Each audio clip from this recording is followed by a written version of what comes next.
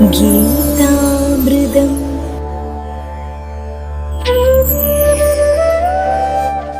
ശ്രീ ഭഗവാൻ ഉവാച. അർജുന, ഈ ഏറ്റവും വലിയ രഹസ്യം ഞാൻ നിനക്ക് പറഞ്ഞു കേൾക്കാൻ പോവാണ്. പറയണോ പറയണോ പറയണോ പറയണോ പറയണോ എന്തിനു പറയണോ? എന്തിനു പറയണം? ഭഗവാൻ ഇവിടെ പറയുന്നു, പറയണം. ഞാൻ പറഞ്ഞു തരുന്നു അർജുന. എന്തുകൊണ്ട്? നീ എൻ്റെ സുഹൃത്താണ്, നീ എൻ്റെ ഭക്തനാണ്. അതുകൊണ്ട് മാത്രം ഞാൻ പറഞ്ഞു തരുന്നു. അന്നേരം ഇതൊക്കെ പറഞ്ഞു തുടങ്ങാൻ അർജുൻ, ഒരു മിനിറ്റ്, എനിക്കൊരു സംശയം. അർജുൻ്റെ ഒരു സംശയം. എന്താണ് സംശയം? എന്താ പറഞ്ഞത്?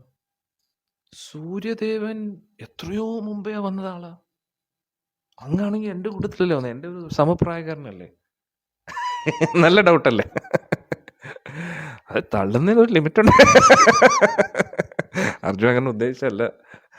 അതായത് അങ്ങ് എൻ്റെ സമപ്രായക്കാരനല്ലേ, പിന്നെ അങ്ങ് എപ്പോഴാണ് വിവസ്വാന് പറഞ്ഞു കൊടുത്തത്?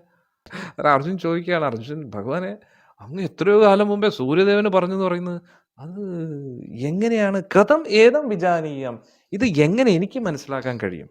അത് ഭഗവാനെ സംശയിക്കുമല്ല. കൃഷ്ണൻ പറഞ്ഞതാണ്. വെറുതെ ആളും തള്ളത്തില്ല. ആളെന്ത് പറഞ്ഞാലും അതിൻ്റെ പുറകെ ഒരു പരമാർത്ഥമുണ്ട്.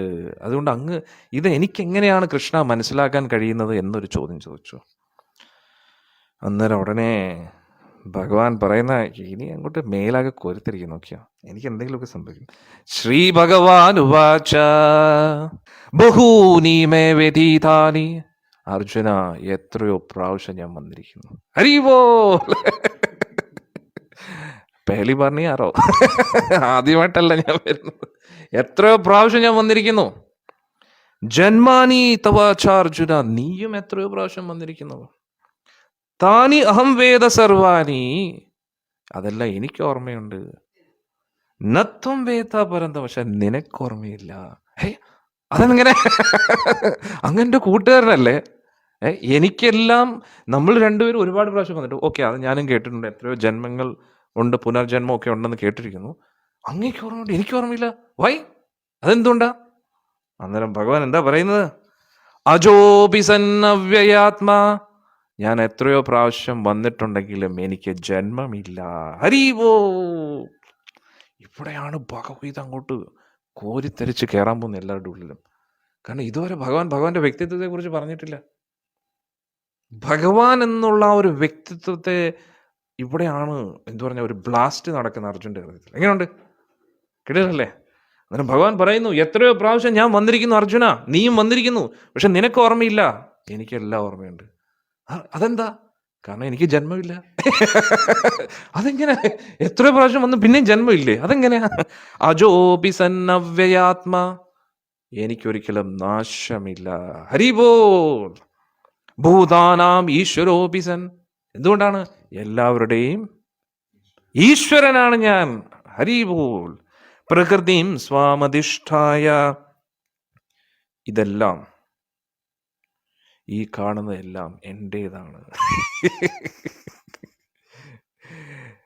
സംഭവാമി ആത്മമായ, ഞാൻ എപ്പോഴും വരുന്നത് എൻ്റെ സ്വന്തം ശക്തിയാലാണ്, അല്ലാതെ മറ്റുള്ളവർ വരുന്നത് പോലെ ഒന്നിനെ ആശ്രയിച്ചിട്ടല്ല അർജുന. നമുക്കൊരു ശരീരം വേണമെങ്കിൽ അച്ഛനൊരു ബീജം തരണ്ടേ, അല്ലേ? അമ്മയൊരു അണ്ടം തരണ്ടേ? ബീജം ഉണ്ടും കൂടെ ഒന്നാകുമ്പോഴാണല്ലോ നമ്മുടെ ഈ ശരീരം വരുന്നത്.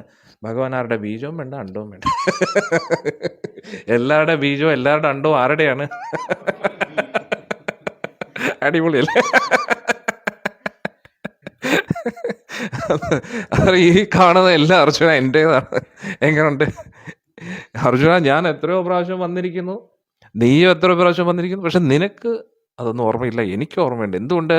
എനിക്ക് ജന്മമില്ല. കാരണം നമ്മളെല്ലാവരും ജനിക്കുന്നത് സാധാരണ ജീവാത്മാക്കളെ പോലെയാണ്. ഭഗവാൻ അതിൻ്റെ ആവശ്യമില്ല. ആത്മമായ സംഭവാമി ആത്മമായ, ഞാൻ വരുന്നത് എൻ്റെ സ്വന്തം ശക്തികളാലാണ്. എങ്ങനെയുണ്ട്? ഇതൊന്നും അല്ല, ഇനി വരാതിരിക്കും, നോക്കിയോ. യഥാ യഥാ ഹി ധർമ്മസ്യ, ഇവിടെയാണ് ആ ശ്ലോകം വരുന്നത്. എങ്ങനെയുണ്ട്? അന്നേരം ഭഗവാൻ എന്താ പറയുന്നത്? ഞാൻ വീണ്ടും വീണ്ടും വരുന്നു. എനിക്കതിനെക്കുറിച്ചൊക്കെ ഓർമ്മയുണ്ട്, പക്ഷെ നിനക്ക് ഓർമ്മയില്ല. എന്തുകൊണ്ട്? ഞാൻ ജന്മരഹിതനാണ്. പ്രകൃതിയും സോമധിഷ്ഠ, എല്ലാം എൻ്റെ കീഴിലാണ്, എൻ്റെ നിയന്ത്രണത്തിലാണ് അർജുന എല്ലാം ഇരിക്കുന്നത്. അന്നേരം അർജുൻ ചോദിച്ചു, പിന്നെ എന്തിനാ അങ്ങ് വരുന്നത് വീണ്ടും വീണ്ടും? നമ്മൾ വീണ്ടും വീണ്ടും ജനിക്കുന്നത് എന്തുകൊണ്ട്? കർമ്മഫലം കൊണ്ടാണ് ജനിക്കുന്നത്, അല്ലെ? കർമ്മബന്ധനങ്ങൾ വീണ്ടും വീണ്ടും നമ്മളെ ജന്മത്തിന് വേണ്ടി പ്രേരിപ്പിക്കുകയാണ്. ഉടനെ ഭഗവാൻ എന്ത് പറഞ്ഞു? ഞാൻ വരുന്നത് എന്തിനാണെന്നറിയാമോ? യഥാ യഥാ ഹി ധർമ്മസ്യ ഗ്ലാണിർഭവതി ഭാരത. ധർമ്മത്തിന് ഗ്ലാണി വരുമ്പോഴാണ് ഞാൻ വരുന്നത്. അഭ്യുത്ഥാനാമധർമ്മസ്യ, അധർമ്മം ഒരുപാട് ശക്തമാകുമ്പോൾ തദാത്മാനം സൃജാമ്യഹം. എന്തിനു വേണ്ടി വരുന്നു? അടുത്ത ശ്ലോകത്തിൽ പറയുന്നത് എന്താണ്? പരിത്രാണായ സാധൂനാം, സാധുജനങ്ങളെ രക്ഷിക്കാൻ വേണ്ടി, വിനാശായ ച ദുഷ്കൃതാം, ദുഷ്ടന്മാരെ നശിപ്പിക്കാൻ വേണ്ടി, ധർമ്മ സംസ്ഥാപനാർത്ഥായ, ധർമ്മത്തെ വീണ്ടും സ്ഥാപിക്കാൻ വേണ്ടി, സംഭവാമി യുഗേ യുഗേ. ഇത് ഒരു പ്രാവശ്യം 2 പ്രാവശ്യം അല്ല അർജുന, എപ്പോഴും നടക്കും. എപ്പോഴും നടക്കാനുള്ള സാധ്യം. എപ്പോഴൊക്കെ ധർമ്മത്തിന് ഗ്ലാണി, അധർമ്മം ഒരുപാട് ശക്തമാകുന്നു, അപ്പോഴൊക്കെ അർജുന ഞാൻ വന്നിരിക്കും. ആര് പറയുന്ന? ഇവിടെ ഭഗവാൻ പറയുക. തെറ്റിക്കോ ആള്? ഒരിക്കലും തെറ്റിക്കത്തില്ല. അന്നേരം ഭഗവാൻ പറയുന്നു, അന്നേരം അർജുനും ആഗ്രഹമായി കാണും, അന്നേരം എനിക്കും ഇതേപോലെ ജന്മരഹിതനാകാൻ കഴിയുമോ? നാച്ചുറലി അല്ലേ? കൊള്ളാൽ, അടിപൊളിയല്ലേ? അന്നേരത്തേക്ക് ഉടനെ ഭഗവാൻ പറയാ, ജന്മകർമ്മ ചമേ ദിവ്യം, എൻ്റെ ഈ ജന്മത്തെക്കുറിച്ചും എൻ്റെ പ്രവൃത്തികളുടെയും അതീന്ദ്രിയ അവസ്ഥ. എന്താണ് ഇത്? അതീന്ദ്രിയ. നമ്മൾ ചർച്ച ചെയ്യുന്ന എന്താണ്? അതീന്ദ്രിയ ജ്ഞാനം, അല്ലേ? അതിൽ യഥാർത്ഥ അതീന്ദ്രിയ ജ്ഞാനം നമുക്കും അതീന്ദ്രിയനാകണമെങ്കിൽ, അതായത് ഇന്ദ്രിയാതീതനാണ് ഞാനെന്ന് ഞാൻ മനസ്സിലാക്കണമെങ്കിൽ എന്ത് വേണം എനിക്ക്? എന്താണ് വേണ്ടത്? ജന്മ കർമ്മച്ചമേ ദിവ്യം. കൃഷ്ണൻ അതീന്ദ്രിയാണെന്ന് മനസ്സിലാക്കി കഴിഞ്ഞാൽ നമ്മളും അതീന്ദ്രിയനായി. ഹരിവോ! അത്രയേ ഉള്ളൂ, വളരെ സിമ്പിളാണ്. അതുകൊണ്ടാണ് നമ്മൾ രാവിലെ ഭാഗവതം കേൾക്കുന്ന എന്തിനാ? ഉച്ചയ്ക്ക് ഗീത കേൾക്കുന്ന, വൈകിട്ട് ചൈതന്യ ചരിതാമൃതം കേൾക്കുന്ന എന്തിനാണ്? കൃഷ്ണൻ എല്ലാ ഇന്ദ്രിയങ്ങൾക്കും അപ്പുറത്താണെന്ന് മനസ്സിലാക്കുമ്പോൾ നമ്മളും അതീന്ദ്രിയനായി. അടിപൊളിയല്ലേ? വളരെ കഷ്ടപ്പാടൊന്നും ഇല്ല.